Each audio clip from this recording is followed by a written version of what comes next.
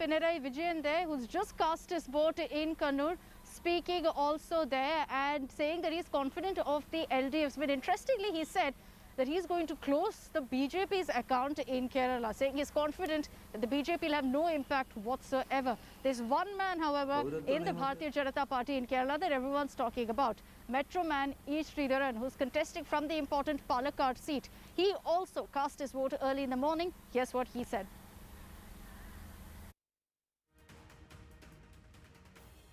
BJP will have an impressive show this time. There's no doubt about it. And regarding myself, I have no doubt at all. I will win from Palakkad constituency with a big margin. My entry in BJP has given a different image to BJP. That all right-thinking people who are wanting the country to progress, they will now go on entering BJP. The BJP has had a very, very aggressive campaign in Kerala. Prime Minister Narendra Modi also visited the state several times and time and again raised up the issue of the gold smuggling scam to question Pinarayi Vijayan and his government. Here are some highlights of what the Prime Minister has said in the recent past during his campaign. The politics of our nation has been affected by 5 diseases. They are corruption, casteism, communalism, cronyism, and when I say cronyism, which includes nepotism and dynasty politics. And 5th, criminalization. And the root cause of this disease is the super disease of vote bank politics. UDF and LDF are masters at such vote bank politics. Greed for money, solar scam, dollar scam, gold scam, land scam, bar bribery scam, excise scam, the list is endless. Both alliances have looted from every sector. I want to talk about the issue of political killings across Kerala. Left parties have been in power many times here, but their leaders still behave like junior level goons. Under their eyes and with their blessings, political rivals are killed, hacked, beaten. This is not good in democracy. And a democracy, we can have political differences, but violence is not acceptable. The first-time voter of Kerala is disappointed with LDF and UDF.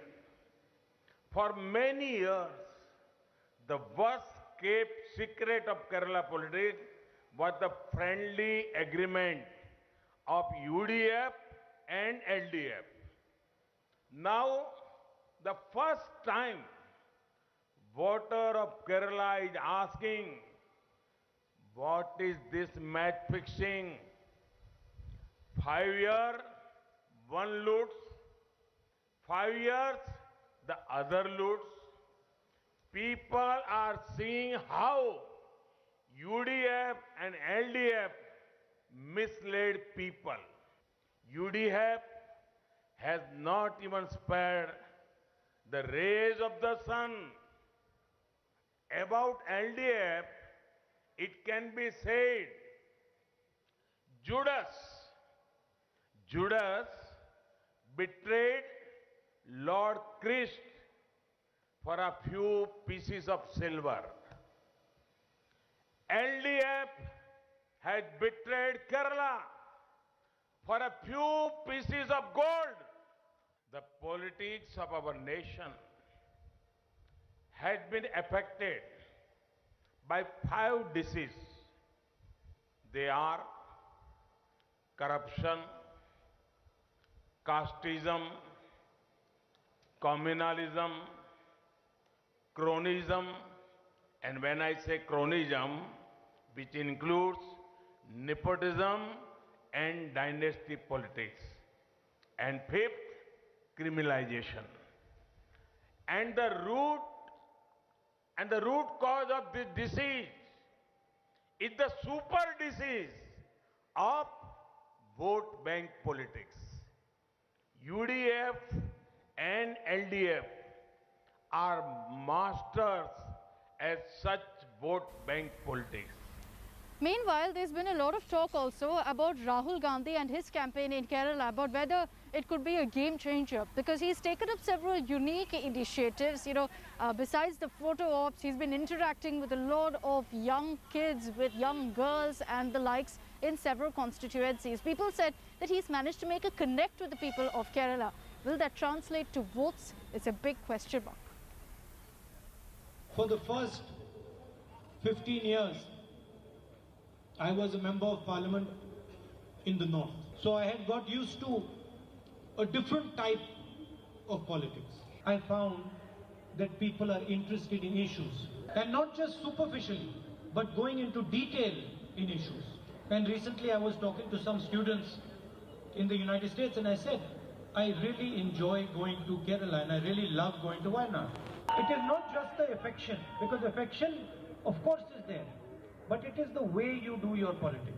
If I might say so, the intelligence with which you do your politics. So for me it has been a learning experience and a pleasure.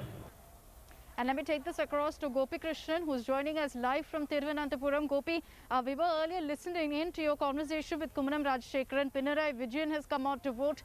Most of the political leaders are coming out early in the morning. But the stakes are very, very high for both the LDF and the UDF. Pinarayi Vijayan earlier saying that he's very sure that the trend is going to change. There's no question of the government changing this time. He's saying the LDF will continue. Well, absolutely, Akshita, because this is going to be a very crucial election for both the major fronts in Kerala. Because in Kerala, the fight has been mostly bipolar, swinging between the LDF and the UDF. And this time around, there is a perception among at least a section of the people and political leaders that the LDF could well retain their claim for the government in the state, which could be a new speciality, because in Kerala, the people have alternatively elected the both fronts to power.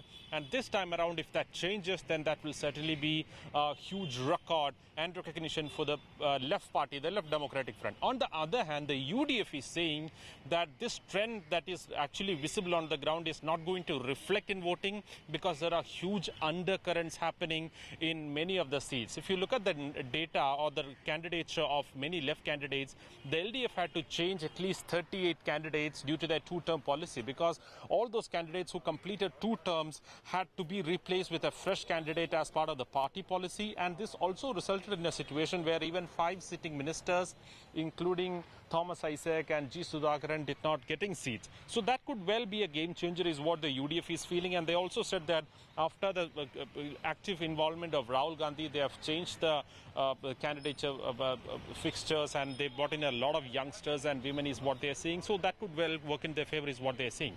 But the third front, the BJP-led NDA, is going to be something that all these two parties and coalitions will be watching out for, because the BJP has remained as a party without any recognition in the state assembly until 26. But in 2016, they managed to break that jinx after a long time. Now, this time around, the BJP is hoping that they can win at least around 10 to 12 seats. But certainly, we will have to wait and watch on how that is going to spiral out on the ground.